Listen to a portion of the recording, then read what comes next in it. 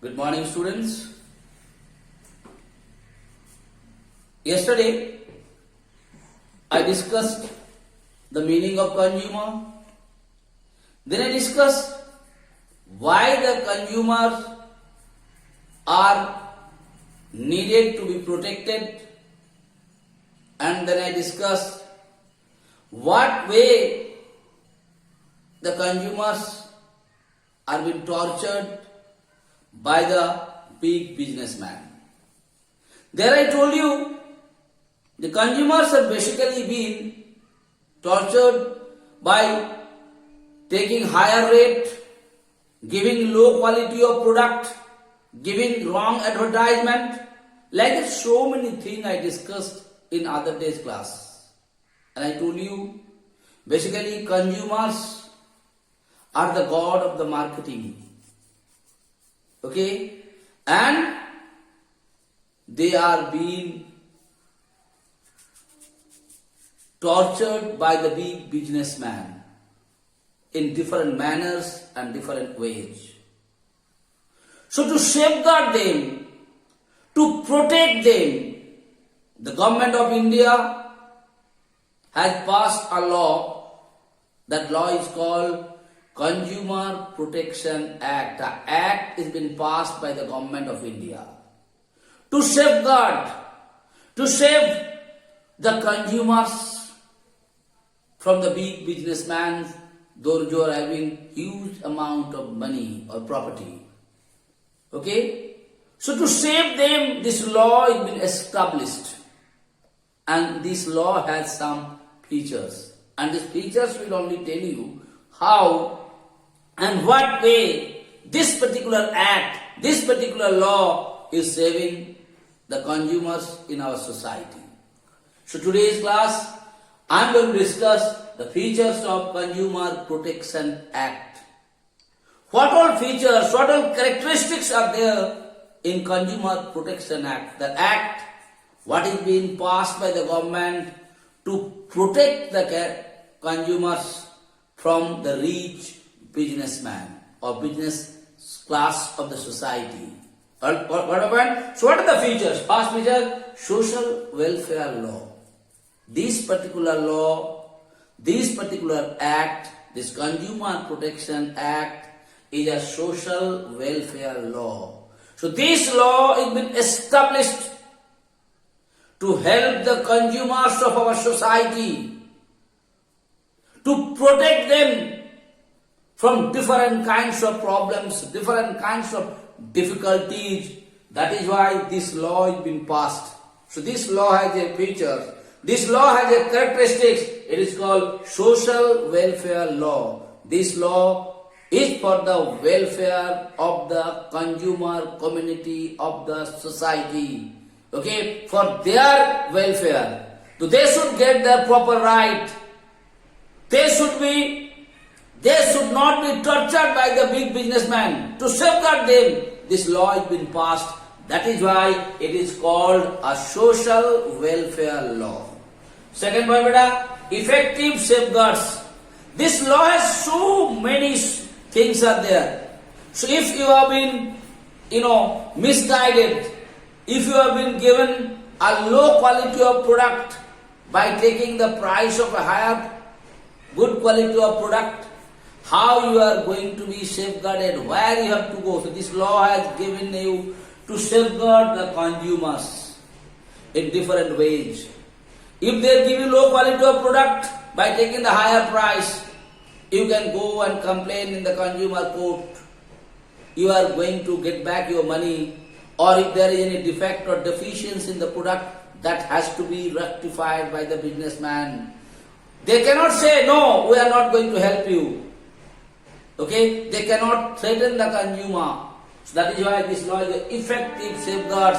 And whenever these consumers are going to buy their things, it is known to them there is a law in our country and that law is going to safeguard us. This law is going to solve our problem and it has been solved. That is why the businessman, when they are going to sell something,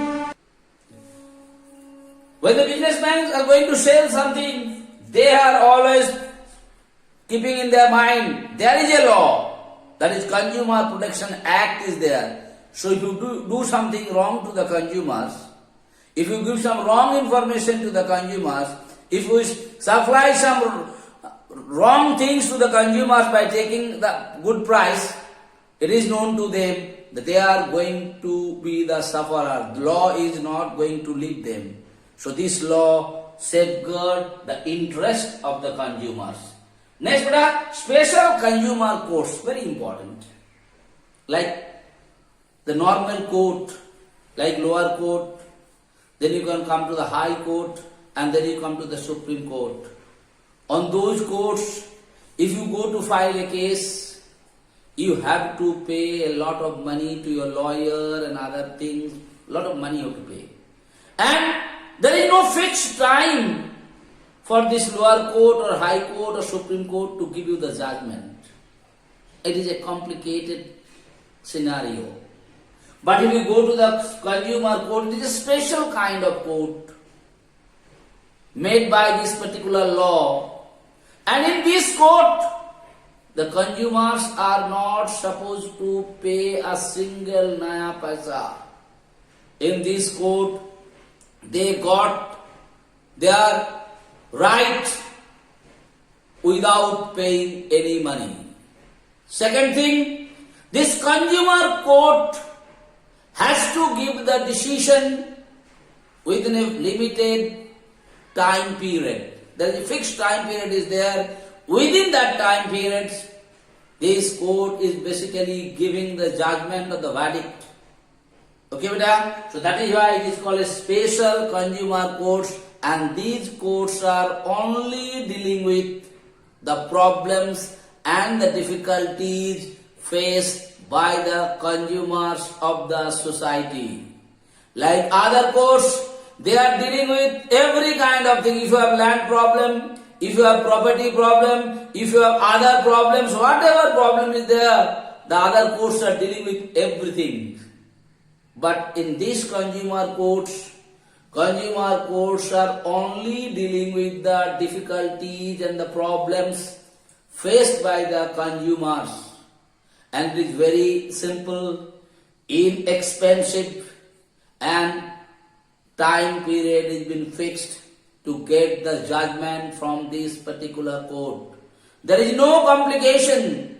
What happened? Any consumers, even if the consumers are not interested to go to the court, on behalf of the, on behalf of the consumers, anyone can go and file a case. That is why it is a special consumer court. It is a special type of court, not like the other courts what we know about it. And at last, 3-tier grievances reversal machinery. In this Consumer Protection Act, like in the normal system, there is 3 layers of courts are there. Lower court, beta. If you are not satisfied with the lower court's judgment, you go to the high court. And if you are not satisfied with the high court's judgment, you are going to the Supreme Court. Same way, in the special consumer courts are divided into 3 parts. District forum, then come to the state commission, and at last we come to the national commission. So all these 3, like district forum, then come state, and then come the national commissions. In these 3 levels of court, it is 3 tiers machinery. There it is mentioned what type of difficulties and what type of problems you are having it. According to the problems, according to the amount of money you are going to interested to charge from the